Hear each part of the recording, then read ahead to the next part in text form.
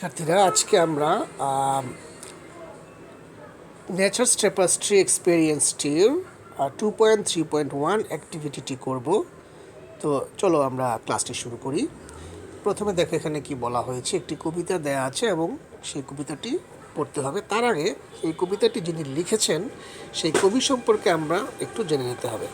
দেখো কবিতাটি হচ্ছে ক্রসিং দ্য বার, কবিতার নাম ক্রসিং দ্য বার এবং কবিতাটি লিখেছেন Alfred Lord Tennyson. Alfred Lord Tennyson was renowned British poet. তিনি একজন ব্রিটিশ কবি ছিলেন। তিনি মূলত ইংরেজি সাহিত্যের যে অনেকগুলো যুগ রয়েছে যেগুলোকে পিরিয়ড বলা হয়, তার মধ্যে একটি পিরিয়ড রয়েছে ভিক্টোরিয়ান পিরিয়ড। তিনি সেই ভিক্টোরিয়ান পিরিয়ডের একজন কবি ছিলেন। He became famous for writing about love, nature and emotions. তিনি প্রকৃতি, ভালোবাসা এবং মানুষের ইমোশন নিয়ে কবিতা লিখে অনেক বিখ্যাত হয়েছিলেন। Now let's read one of his famous poems on nature, crossing the bar. তো চলো এখন প্রকৃতি নিয়ে তার লেখা একটি বিখ্যাত কবিতা ক্রসিং দ্য বার, আমরা সেই কবিতাটি এখন পড়ব। তোমরা দেখতে পাচ্ছ এখানে চমৎকার সুন্দর একটি ছবি রয়েছে, সূর্যাস্তের ছবি মনে হচ্ছে। তো হয়তোবা এর সাথে কবিতাটির কোনো একটা মিল থাকতে পারে। চলো আমরা কবিতাটি পড়ি। Crossing the bar. ক্রস মানে আমরা জানি কোনো এক পাশ থেকে অন্য পাশে যাওয়া, এবং বার এর বিভিন্ন অর্থ আছে। তো চলো আমরা এখানে খুঁজে দেখি বার মানে আসলে কী বোঝানো হয়েছে। তার আগে তোমাদের বলে নিই, বার মানে যেমন চকলেট, এটার যখন একটা পিস হয় এটাকে একটা বার বলে। স্বর্ণের যখন একটা চাক হয়, একটা পিস হয়, এটাকে অনেক সময় বার বলা হয়। এছাড়া বারের আরও কয়েকটি অর্থ রয়েছে। চলো আমরা দেখি কবিতায় কোনটি আসলে কবি ব্যবহার করতে চেয়েছেন, বোঝাতে চেয়েছেন। সানসেট অ্যান্ড ইভিনিং স্টার, অর্থাৎ সূর্যাস্ত এবং সন্ধ্যার তারা। And one clear call for me, এবং আমার জন্য একটি স্পষ্ট পরিষ্কার ডাক বা আহ্বান। And may there be no মর্নিং of the bar when I put out to sea. And may there be no mourning of the bar. Mourning কথার মানে হচ্ছে শোক করা, দুঃখ প্রকাশ করা। তো এবং কোনো দুঃখের কোনো ব্যাপার থাকবে না, মর্নিং অফ দ্য বার। এখানে বার বলতে, এই কবিতায় বার বলতে মূলত সমুদ্র তীরকে বোঝানো হয়েছে। স্যান্ড বার, যেটা বালির যেই তীর থাকে সমুদ্রের পাড়ে, সেটিকে বোঝানো হয়েছে। When I put out to sea, অর্থাৎ যখন আমি সমুদ্রে নেমে যাব, অর্থাৎ সমুদ্রের পাড়ে যেই বালির বার থাকে, তীর থাকে, এটা পেরিয়ে যখন আমি সমুদ্রে নেমে যাব তখন কোনো দুঃখ থাকবে না। But such a tide as moving seems asleep, too full for sound and foam, when that which drew from out the boundless deep turns again home. দেখো এখানে কি বলা হয়েছে, but such a tide as moving seems asleep, কিন্তু এই যে স্রোত যেটা অনবরত চলমান, মনে হচ্ছে যেন ঘুমন্ত। Too full for sound and foam, মানে কোনো শব্দ হচ্ছে না এখান থেকে। When that which drew from out the boundless deep turns again home, যেটা drew from out the boundless deep, গভীর থেকে এসেছে, টার্নস অ্যাগেইন হোম, আবার সে বাড়িতে তার নিজ জায়গায় ফিরে যায়। অর্থাৎ যে স্রোত আসে আবার সে আগের জায়গায় ফিরে যায়, সেটিকে বোঝানো হয়েছে।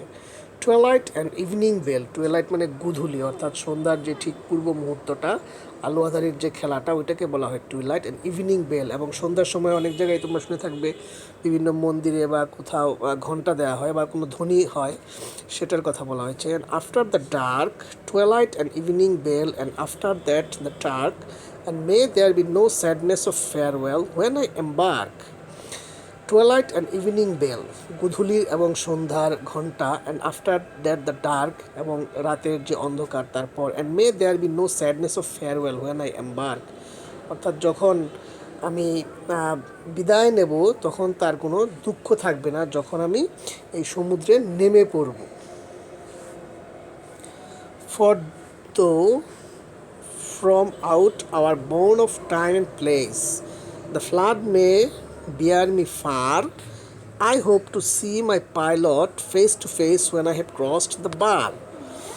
From out our bourne of time and place, অর্থাৎ আমরা আমাদের যে সময় এবং স্থানের যে সীমানা রয়েছে, বোর্ন মানে এখানে সীমানা, নির্দিষ্ট সময় সেটা রয়েছে, এ থেকে যখন আমরা বের হয়ে আসবো, the flood may bear me far, এই বন্যা বা এই পানির স্রোত আমাকে অনেক দূরে বয়ে নিয়ে যাবে। I hope to see my pilot face to face, আমি আমার পাইলটকে দেখতে পাবো। পাইলট মানে আমরা সাধারণত জানি যিনি বিমান চালান, কিন্তু এখানে বলা হয়েছে যে একজন পরিচালনাকারী, একজন নিয়ন্ত্রক। এখানে ডেফিনেটলি পাইলটকে রূপক ব্যবহার করা হয়েছে, এবং এখানে কবিতার যে ভিতরের অর্থটি, মিনিংটি রয়েছে, যদি সেটি আমরা খুঁজতে যাই তাহলে এখানে পাইলট মানে সৃষ্টিকর্তাকে বোঝানো হয়েছে।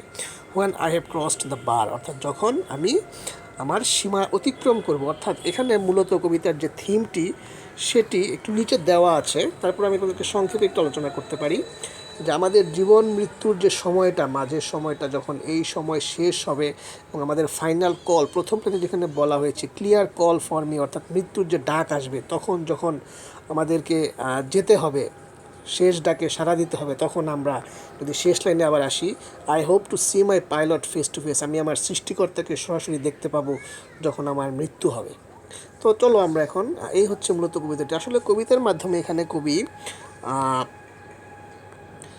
মানুষের জীবনের একটি চরম সত্য, নির্মম সত্য তিনি ফুটিয়ে তোলার চেষ্টা করেছেন বিভিন্ন প্রাকৃতিক উপাদান ব্যবহার করে। আসলে এটি হচ্ছে কবিদের কি বলা যায়, মহত্ব বা তাদের কৃতিত্ব বা তাদের প্রতিভার যে জায়গাটি। তো চলো এবারে আমরা 2.3.2 যে অ্যাক্টিভিটি রয়েছে এখানে দেখি আমাদের কি করতে বলা হয়েছে। Now read the following summary of the poem for your better understanding and answer the following questions. তো চলো কবিতার এখানে সামারি এখানে দেওয়া হয়েছে, আমরা একটু দেখি। In the poem, the poet talks about death and the journey into the afterlife. অর্থাৎ এখানে মৃত্যু এবং তার পরের যে জীবন,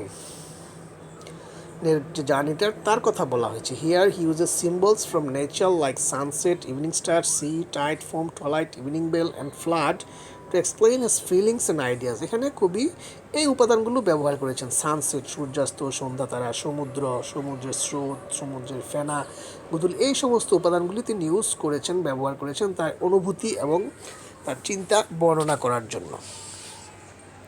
Besides, if you read carefully, এছাড়াও যদি তোমরা মনোযোগ সহকারে পড়ো, you can understand that like others, the poet also expresses his desire to cross the bar between life and death without sorrowful farewells. এখানে কবি তার আরও একটি যে ইচ্ছা বা আকাঙ্ক্ষা সেটি প্রকাশ করেছেন, to cross the bar between life and death, জীবন মৃত্যুর মাঝের যে সীমানাটি রয়েছে সেটি অতিক্রম করার জন্য উইদাউট সরোফুল ফেয়ারওয়েলস, অর্থাৎ দুঃখজনক যে বিদায় হয় মৃত্যুর পূর্ব মুহূর্তে, যেমন সবাই শোকাহত থাকে আমাদের পাশে, বা আমরা নিজেরও অনেক সময় যার মৃত্যু হয় সে শোকাহত হয়ে পড়ে, এটি ছাড়া তিনি হাসি মুখে মৃত্যুবরণ করতে চান। The poem accepts the truth that we have to leave this world, এবং এই কবিতা এই চিরন্তন সত্যটিকে স্বীকার করে নেওয়া হয়েছে যে আমাদেরকে এই পৃথিবী একদিন অবশ্যই ছেড়ে যেতে হবে। And he wishes to be calm and peaceful in the face of mortality, এবং তিনি আশা করছেন, আকাঙ্ক্ষা করছেন, প্রার্থনা করছেন, to be calm and peaceful in the face of mortality, মৃত্যুর সম্মুখে যখন মৃত্যু উপস্থিত হবে তখন তিনি যেন শান্ত, চুপচাপ এবং শান্তিতে থাকতে পারেন, শান্তিতে মরতে পারেন। সেটা আসলে দেখো, কবিতা এমনিতে কবিতাটি পড়লে কিন্তু আমরা এই বিষয়গুলি খুব একটি ধরতে পারি না, কিন্তু যখন একটু গভীরভাবে উপলব্ধি করব তখন কিন্তু বোঝা যায় যে কবিতার মধ্য দিয়ে আমাদের জীবনের চরম সত্যটি তিনি ফুটিয়ে তুলেছেন। তো চলো এখন আমরা এখানে যে প্রশ্নগুলো রয়েছে আমরা সেই প্রশ্নগুলো আগামী ক্লাসে আলোচনা করব, কারণ আজকে ক্লাসটি আর বড় করতে চাচ্ছি না। তো তোমরা প্রশ্নগুলো নিজেরা পড়ে রাখতে পারো, নিজেদের মতো আনসারও করতে পারো চাইলে। তো আমরা আগামী ক্লাসে সেগুলোর সলিউশন দিয়ে দিব। তো তোমাদের সবাইকে ধন্যবাদ। আশা করি তোমরা আর ক্লাসের কী ধরনের সমস্যা তোমরা ফেস করছো বা তোমাদের আর কোনো ডিমান্ড রয়েছে কি না তোমরা কমেন্টে জানালে সেভাবে চেষ্টা করব। সবাইকে ধন্যবাদ।